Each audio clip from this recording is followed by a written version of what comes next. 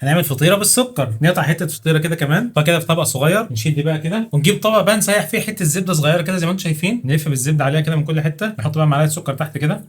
وبعدين نجيب الفطيره بتاعتنا ناخد منها حته كده نحطها كده على السكر، نجيب معلقه سكر كمان نحط هنا كده شويه سكر، نغطيها كده طبق كمان، وبعدين شويه سكر كمان صغننين، وبعدين نغطيها من فوق، وبعدين نحط عليها من فوق كمان شويه سكر، نحطها على النار لغايه لما السكر يتكرمل كده من تحت، وبعدين نقلبها ونخليها برده لغايه لما السكر يتكرمل، وبعدين هاجي اقول لكم هنعمل ايه بعد ما السكر يتكرمل. ونقلبها كده على الناحيه الثانيه ونسيبها برده كده على النار شويه لغايه لما السكر يتكرمل فيها من الناحيه الثانيه كمان. وبعد ما السكر يتكرمل من الناحيه الثانيه كمان كده نعمل ايه؟ نقوم جايبين بقى كده كوبايه لبن ونسقسقها كده بالراحه، يعني نص كوبايه كفايه قوي. شايفين الجمال؟ ناخدها بقى نحطها على النار ناخد لها غلوه كده، وبعدين نسيبها تهدى وترتاح شويه. وبعد ما كان الفطير بالسجق والجبنه كانت الفطيره بالسكر هديت شويه، فزي ما انتم شايفين كده شكلها النهائي، شايفين شكلها جميل ازاي بعد ما شربت اللبن بقى وهديت شويه كده. نقطعها حتت صغيره بسم الله، قطعناها حتت صغننه كده، هندوق بقى كده نقول بسم الله. شكلها كده من قريب فطيره بالسكر باللبن بسم الله.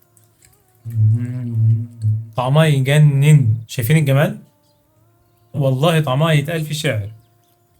ومن هنا احب اشكر اختي عشان هي اللي قالت لي على الفكره دي، قالت لي جربها وهتعجبك. طعم الزبده الفلاحي مع اللبن مع السكر بقى مع الفطيره بقى كمان بعد ما شربت اللبن حاجه خطيره خطيره خطيره. كنتش اتوقع انها تبقى جميله قوي كده. صل على محمد، صل على محمد، صل على محمد، صل على محمد، صل على محمد، صل على محمد.